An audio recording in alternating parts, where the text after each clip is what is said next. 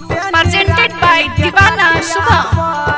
सुतनी राती के खटिया पर सड़िया उठाई के फोन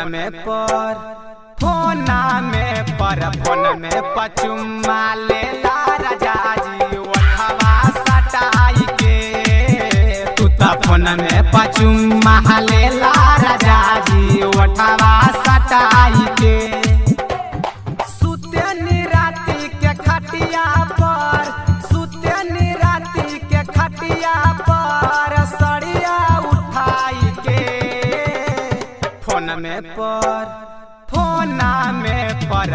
में पचुम्मा लेला राजा जी उठवा सटाई के तू तो फोन में पचुम्मा लेला राजा जी उठवा सटाई के डीजे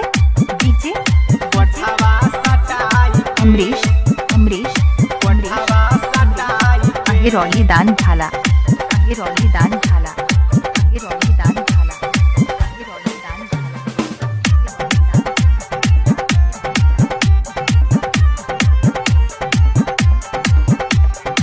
आप सुन रहे हैं दीवाना शुभम की प्रस्तुति। बड़ा बहरी सुनाए सैया सहारी उठेला गजरे लहरी रात भर हम कहरी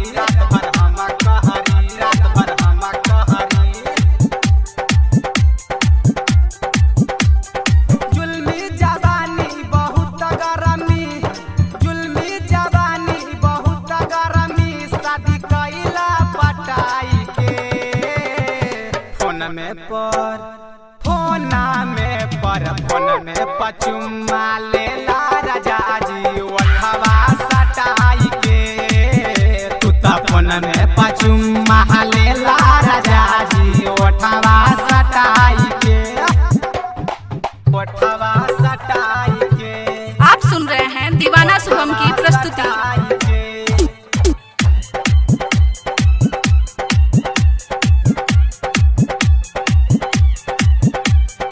अमरीश बाबू सुनाए सैया जी हमारे रोज रोवेला सिंगार याद आवेला तो हर नाम के बड़ा तू भतार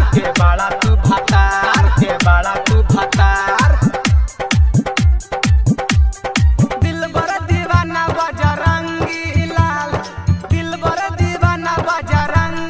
लाल या जटी कटाई के फोन में पचुम्मा लेला राजा जी उठवा सटाई के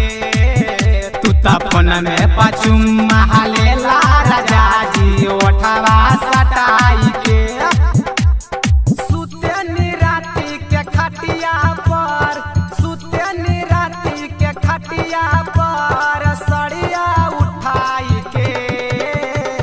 फोन में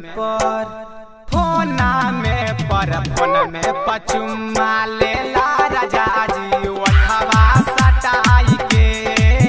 तू तो फोन में पचुम्मा लेला राजा जी उठवा सटाई के तू तो फोन में पचुम्मा लेला राजा जी उठवा presented by